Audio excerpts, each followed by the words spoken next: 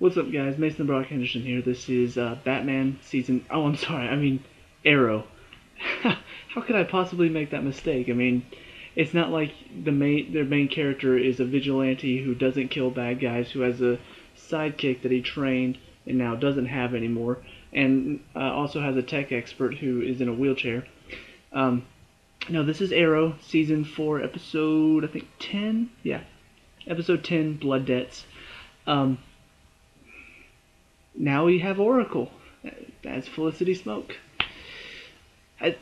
After she got shot, I wasn't sure what they were going to do with it. I was like, is she actually going to die? You know, what's going to happen? And then they went the paralysis route, which means she's going to be the tech expert in a wheelchair, just like Oracle. And I've talked about this before. When I ended up doing like full season reviews of the first 3 seasons. Kind of full season. Like I did one half, second half, and then a third half. I don't know. I'm a math person, and for some reason I did 3 halves. But you know, in those episodes though, there were several moments where I'm just like, feels like Batman. There was this one villain, the Count. At one point, I'm just like, this is Scarecrow. And then the drug actually gets turned into a fear toxin. I'm like, this is actually Scarecrow. You've got H.I.V.E. You know, the only difference there in the H.I.V.E. storyline is that the daughter, Talia, and Batman kind of had a thing going on. Nyssa and Oliver didn't really, but they were kind of forced into it. Like, Ra's wanted to force him to marry her.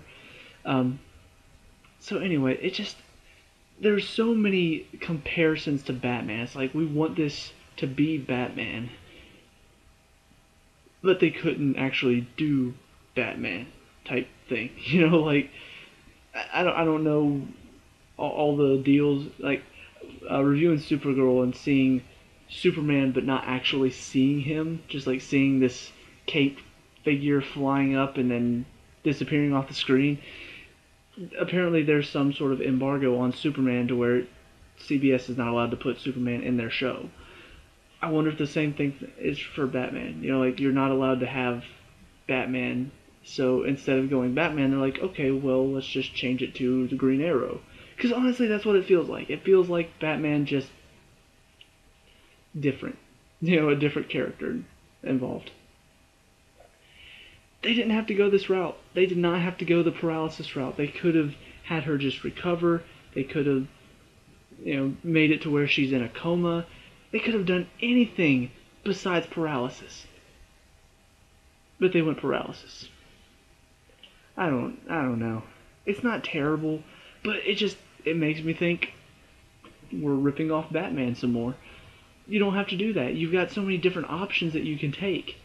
Like, I talked about it in the last episode. The mid-season finale ended in such a way, there's so many possible routes to take from here.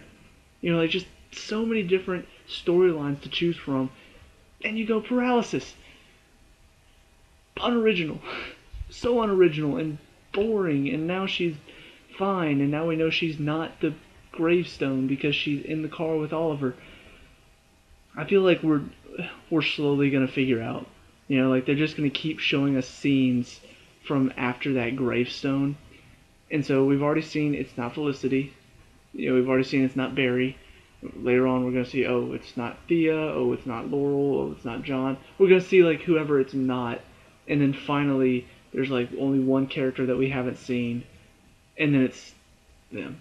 They're the gravestone. Okay. I prefer they didn't do it that way. I prefer to just not see anything else. You know, showing us that gravestone from behind, seeing him there crying as Barry shows up, and like, I'm sorry I missed the funeral. What are you going to do? I'm going to kill him. That's all I needed to see. You got me excited for that moment. I'm waiting to see who got killed. Was it Damien Dark that killed him? Is the him that you're talking about, is the son of a bitch that Felicity is talking about, is that Damien Dark, or is it actually somebody else? So many questions I have now, and it feels like they're going to spoil all those questions before we even get there because they're showing us scenes from the future. You don't have to do that. Please don't do that. Please let that be all that they show us. It's almost like watching a preview for a movie. If you show too much in the previews, it can ruin the build up to the movie. You know, because like you're watching the preview and then it shows something that just spoils something major. Now you go into the movie thinking, oh, well, I already know what this is going to happen. I mean, Batman v Superman did that very poorly. They showed Doomsday in the one preview, and pretty much you were able to figure out the entire movie based on that one scene where Doomsday shows up. It shows Batman, Superman, and Wonder Woman standing there, and I'm just like, I know what's going to happen now. I figured it out. This guy, as well as several million other people in the world, because you ruined it. And it feels like they might do the same thing here. They might keep showing us, oh, let's show a little bit more after the gravestone. Oh, let's show a little bit more. This person's still alive. It's not them. Who could it be? Frustrated. I'm very frustrated with that. However, there are good moments in this. One, we get to see a bit more of anarchy. This was a villain I didn't really think of that much in the first time we saw him. It wasn't anything special the first time we saw him. I'm just like, oh, so that kid ends up being Anarchy. Okay, because we saw the little Anarchy symbol. And then all of a sudden he shows up again after taking out a bunch of Dark's guys. He's got the Anarchy mask on. I'm just like, watching this kid's performance, I'm like, okay, yeah, I enjoy seeing more of him. Like he has that bit of a madness in his voice, but also a bit of a playfulness, because he is still kind of a kid. You know, he's not this like grown man who is just really, he thinks through everything. No, he's crazy, and he's also young, so he's a bit more playful with his word choice. It's kind of fun to watch the performance. You know, it's just fun watching him. And he does a very good job, and I am glad to see that he's still out there. I was really worried he might die, like Damien Dark was going to kill him or something. I'm glad to see he's still out there, because I want to see more of this one. Also interesting to see more of Damien Dark's family. We saw them at the end of the last episode when they're playing that Christmas music as Felicity and Oliver's car is getting shot up. We see him with his family, and then we see more of them in this one. And at first I thought, okay, so is Damien Dark living a double life? Like he's an evil supervillain over here, and then he's like a loving father. No, they show us at the very end that his wife is just as messed up as he is. Because he's talking to her, he's like, I promised you that after we destroyed this city, or we took over this city, I promised you it would be ours. I'm just like, okay, so she's crazy too. Awesome. It was just kind of like, wow, that's very interesting. Because they could have just had that moment, that kind of cliche where the family doesn't know about it. And so as they start to find out about Damien Dark, they're like, oh no, I can't believe it. But no, they do clearly know, and it's interesting. I wonder if the daughter's messed up too. You know, like she has two psychopaths as parents.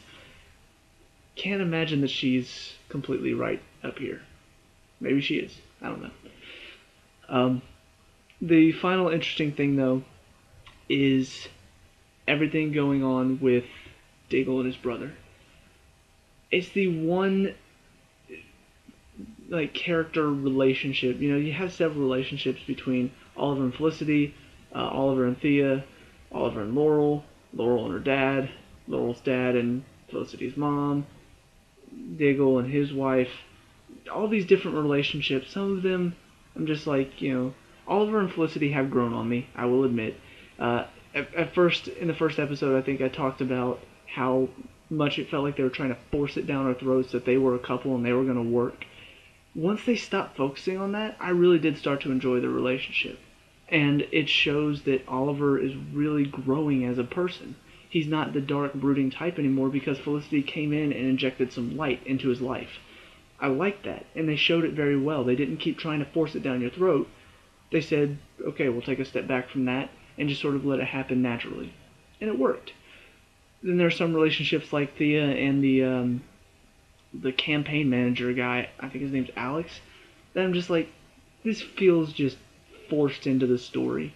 You know, like, there is no point to this other than the fact that he may die later, and Thea's gonna cry because it was her kind of boyfriend slash object for sex. Like I don't know. It feels like it's forced in there so that Thea can experience some loss. Like he doesn't seem like an important character, and Roy is still out there somewhere, and I don't know. I don't like some of these relationships, and this one in particular just stands out to me as just frustrating to watch. Because there's really, first of all, we hardly see them together. Second of all, Alex is not exactly an interesting character. Third of all, not a whole lot of chemistry between the two. So, those are my opinions on that one. But anyway, as I'm saying, some relationships work, some don't. Diggle and his brother, I think, really do. Because it feels like a brotherly relationship. Like sometimes they hate each other, sometimes they can get along. Diggle's so pissed about everything that he's found out about his brother and how much he lied to him that of course he's not going to be all like, I can't believe my brother's still alive. Come here, bro. That's not how you're going to react if you find out that your long lost brother that you thought was dead turned out to be a drug trafficker who pretended to be dead for a long time and not say anything to his family. And yeah, I can understand that. I can understand the frustration. And they show that frustration very well. The fact that he's willing to just beat the crap out of his brother for information. And then Lila steps in and says, maybe you should take a different approach. Which he does. He goes in, instead of beating the crap out of him, he goes in and just talks to him normally, tries to really get past the frustration that he feels for him, and that ends up working. Andrew opens up to him, or Andy. I can't remember if Andy is his real name or if it's short for Andrew, anyway. But he opens up to him, tells him about Dark, and then afterwards, after it's all over, he takes some cards in and they start playing something. It may have been gin, maybe, kind of looked like gin. But, that's nice to see, and it really does show the fact that they do still care about each other as brothers. They're not as frustrated as they are with each other over certain things. They're not going to let that get in the way of the fact that they are family. So it was very good to see. I think that's about it. The flashbacks are still Like, this entire episode, it felt like the flashbacks were building up to, like, they were trying to throw in there, oh, Oliver might die. I'm like, clearly doesn't. Like, I don't know. It just felt like one of those, if I was watching the flashbacks as its own show, I'd be worried about Oliver's safety. But because it's a flashback, I'm not worried about his safety. He just got bit by a shark. He's getting whipped on the shoulder. He might commit suicide because the main head guy needs him for information. Throughout all of this, I'm just like, I don't care. This story is not particularly gripping. One, because it doesn't connect at all to the main story, and two, it just feels like another generic bad guy doing more generic bad guy things. Like, there's a little bit of mystery mixed in whenever they met Constantine, I think it's his name. There was a little bit of magic and mystery added in, but it doesn't interest me still. It seems so bland. I don't know. Maybe it'll get better, but for right now, the flashbacks are actually the worst part of all these episodes, and that's saying something, because the flashbacks used to be my favorite part. So it kind of shows you what happened. Anyway, those are my thoughts on this episode. Let me know what you think down in the comments below. Leave a like and subscribe for more of The Arrow, and I will see you at the next review. Peace out.